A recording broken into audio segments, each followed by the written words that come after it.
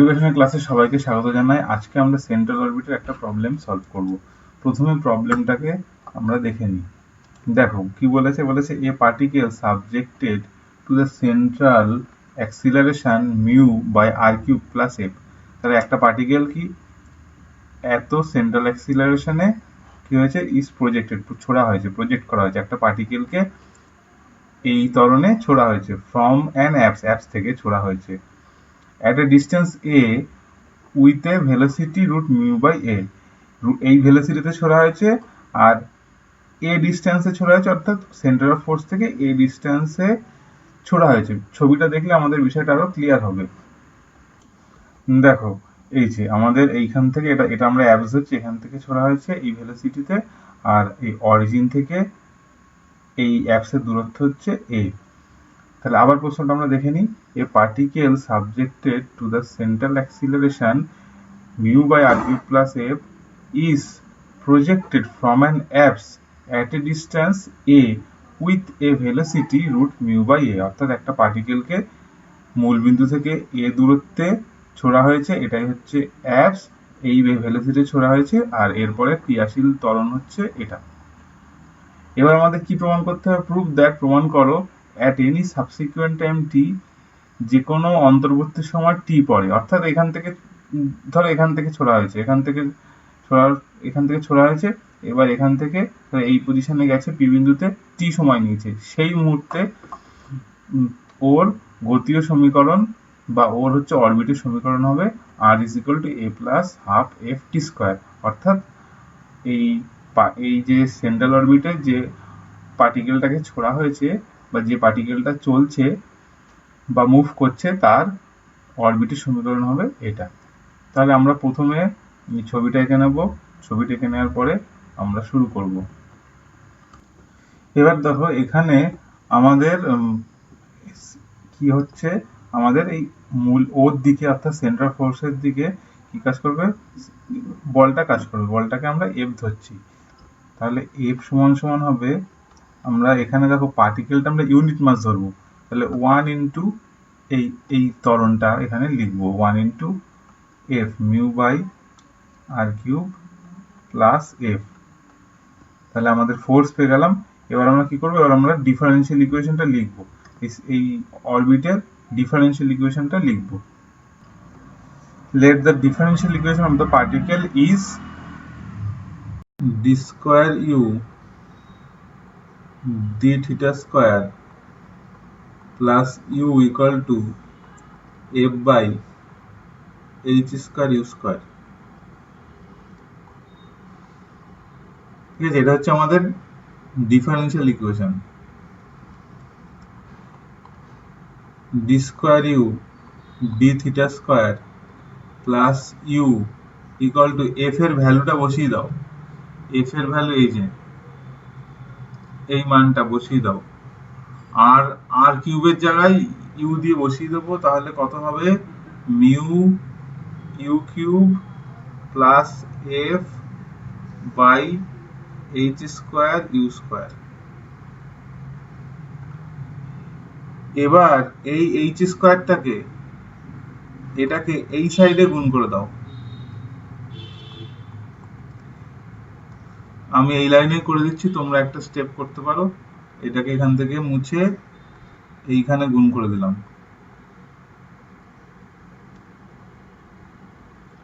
তারপরের লাইনে বোথ সাইডে 2 du d থিটা দিয়ে গুণ করে দাও।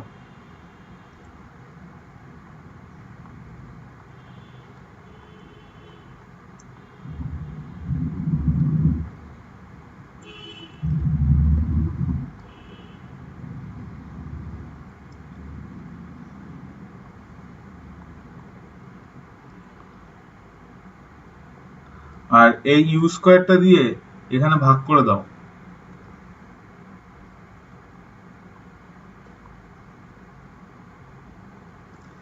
তাহলে ভাগ করলে প্রথমে ইউ কিউবের সাথে কেটে গিয়ে একটা ইউ হচ্ছে, আর এখানে F into u to the power -2 হচ্ছে। এবার আমরা এই রাশিটাকে কিভাবে লিখতে পারি, এই রাশিটুকুকে আমরা লিখছি h square dd theta of du d theta তার whole square plus u square, আর এ পাশে যা আছে থাকছে।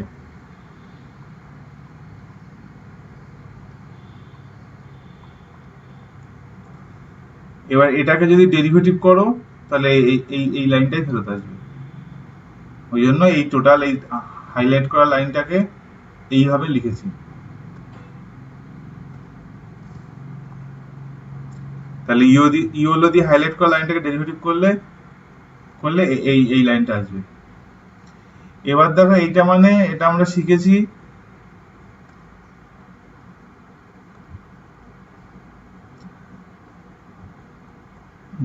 না, ভুল হচ্ছে আমার। এবার ডি থিটাকে ক্যান্সেল করো, ক্যান্সেল করে বোথ সাইডে ইন্টিগ্রেশন করো,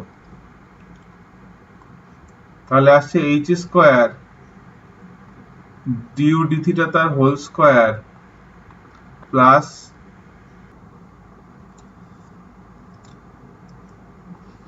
ইউ স্কয়ার, আর এই সাইডে ইন্টিগ্রেশন করছি, এই সাইডটাকে ইন্টিগ্রেশন করছি, করলে কি হবে 2 থাকলো mu u square by 2 plus f u to the power -2 plus 1 by -2 plus 1 plus একটা কনস্ট্যান্ট এ। এবার আমরা এই রাশিটাকে কি শিখেছি, এই রাশিটার মান হচ্ছে ভি স্কয়ার, তাহলে এখানেই বসিয়ে দিলাম ভি স্কয়ার সমান সমান এটা। এবার দেখো এটাকে একটু ভালো করে ফ্রেশ করে লিখে দিচ্ছি, h square v square equal to h square du d theta তার whole square plus u square 2 mu, এই 2টাকে গুণ করে দিচ্ছি, গুণ করলে এই টু কেটে যাবে, একেবারে ক্যান্সেল করে দিলাম, mu u to the power 2 -2f by u plus A. তাহলে আমরা এই লাইনটাকে একটু সিম্পলিফিকেশন করে লিখলাম। এবার দেখো ইনিশিয়াল কন্ডিশন বসাবো। আমরা ছুড়েছি কোথা থেকে, এই যে ছবি দেখো, এই যে অ্যাপস থেকে ছুড়েছি, অ্যাপসে আর কত এ, ভেলোসিটি কত রুট মিউ বাই এ। তাহলে ইনিশিয়াল কন্ডিশন বসাচ্ছি, at an apps আর যদি এ হয় তাহলে ইউ হচ্ছে 1 বাই এ, একেবারে লিখে দিতে পারো। অ্যাপস এর ডিউ ডি থিটা হয় হচ্ছে 0, আর অ্যাপস এ ভি বলা আছে রুট মিউ বাই এ। এবার এই সমস্ত কন্ডিশন গুলো আমরা এখানে বসিয়ে দিচ্ছি। প্রথমে দেখো এখানে ভি এর ভ্যালু বসাবো,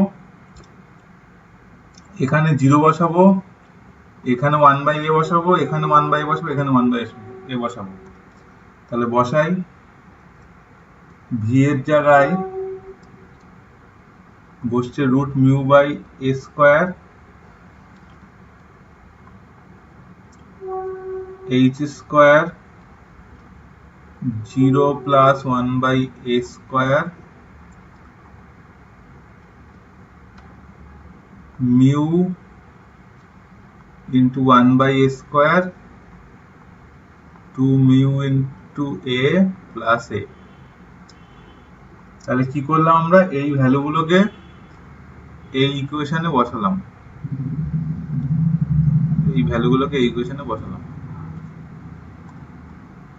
এবার এইটা নাও, এই দুটো নাও, দেখো a স্কয়ার আর a স্কয়ার কেটে যাবে, কেটে কি h স্কয়ারের ভ্যালু পেয়ে যাচ্ছি, h স্কয়ারের ভ্যালু পেয়ে যাচ্ছি মিউ।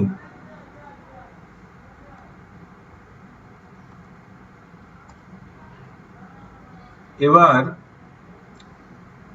এইটা আর এইটা নাও, এইটা আর এইটা নাও,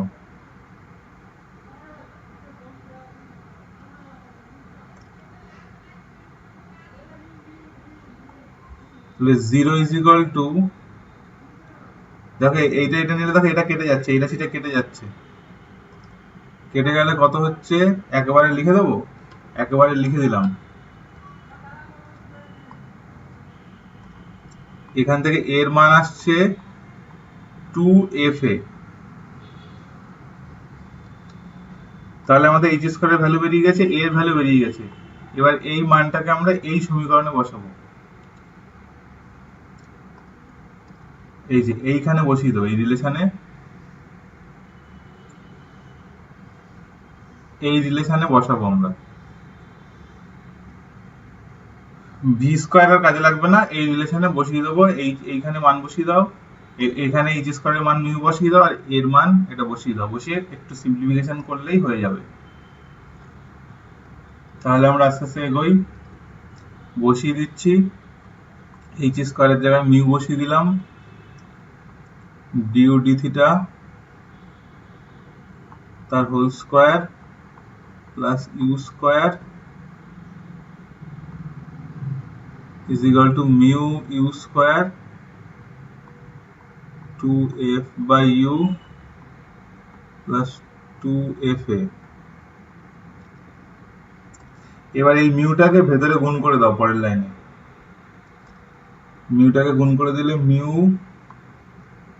ডিউ ডি থিটা তার square mu u square, mu u square 2f by u plus 2fa। এবার দেখো এইটা আর এইটা কেটে যাচ্ছে, কেটে দাও,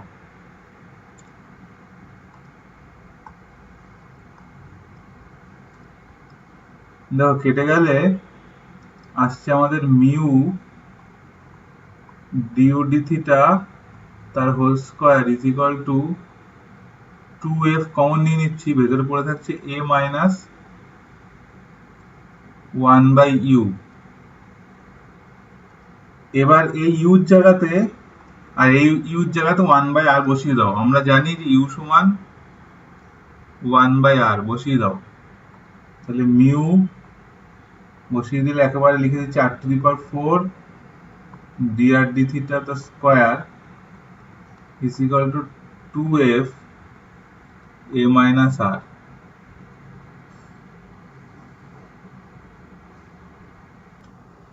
দেখো এই পর্যন্ত আসার পর দেখো আমাদের এর আগে যখন আমরা এই টাইপের অঙ্ক করেছি তখন dr d থিটা রেখে বা ডিউ ডি থিটা রেখে ইন্টিগ্রেশন করেছি, কিন্তু এই অঙ্কে এটা করলে হবে না, কারণ অ্যান্সারটা আর আর টি দিয়ে আছে, এখান থেকে ইন্টিগ্রেশন করলে অ্যান্সার চলে আসবে আর আর থিটা দিয়ে।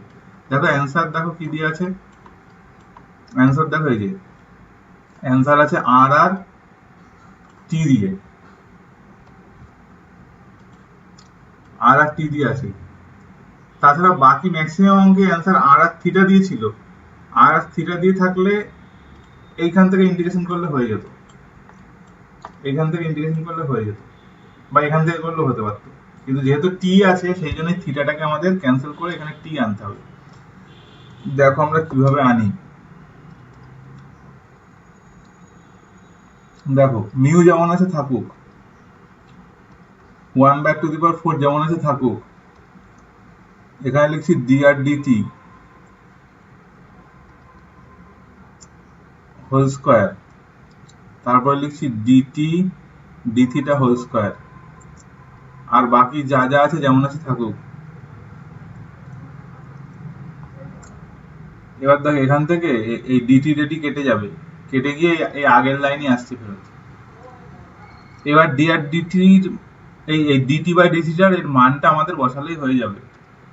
আমরা থিওরিতে শিখেছিলাম যে ক্ষেত্রীয় বেগ কত হয় আর স্কয়ার ডি থিটা ডিটি, এর মান কত হয়, এর মান হয় এইচ। এই অঙ্কে এইচ এর মান কত বের করেছি, এইচ এর মান বের করেছি আমরা মিউ। আচ্ছা একটু দেখে নিই এইচ এর মান কত বের করেছি, এই যে সরি এইচ স্কয়ারের মান বের করেছি মিউ। তাহলে একটা কাজ করি, আমরা এখানে স্কয়ার করে দিই, এটা রুট মিউ হচ্ছে আর স্কয়ার ডি থিটা ডিটি, পরের লাইনে স্কয়ার করে দিই, তাহলে ডি থিটা ডিটি তার স্কয়ার সমান হয়ে যাচ্ছে, এখানে r⁴ সমান হয়ে যাচ্ছে মিউ। এবার এটাকে উল্টে দিই, ডিটি বাই ডি থিটা তার স্কোয়ার, সামনে r⁴, এটার মান হয়ে যাচ্ছে 1/μ। তাহলে এইটা আমরা রাফে করে নিয়ে এই ভ্যালুটাকে এইখানে বসাবো, এই যে রেড কালার দিয়ে হাইলাইট করছি এইটা, আর r⁴ এই ভ্যালুটা এখানে বসিয়ে দেবো, এই দুটোর জায়গায় বসিয়ে দেবো কত, 1/μ। তাহলে থাকছে dr dt তার স্কোয়ার, আর এই দুটো টোটাল, এই দুটো মান মিলিয়ে মান হচ্ছে 1/μ। পড়ে থাকছে 2f into a minus r, mu mu কেটে যাচ্ছে, dr dt সমান হচ্ছে plus minus √2f into a minus r।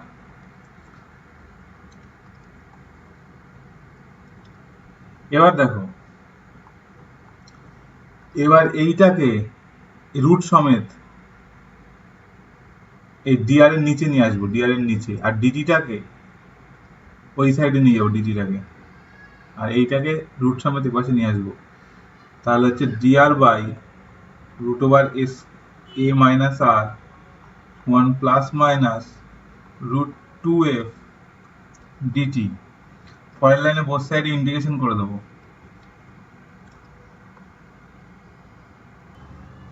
এবার দেখো, এবার এই ইন্টিগ্রেশনটা করার জন্য আমাদের কি করতে হবে, পুট করতে হবে নিচের এই রাশিটাকে, আমরা এই রাশিটার জায়গায় জেড পুট করব। তাহলে আমরা এই রাশিটার জায়গায় জেড স্কোয়ার পুট করব, যেহেতু রুট আছে জেড স্কোয়ার পুট করতে হবে। তাহলে আমরা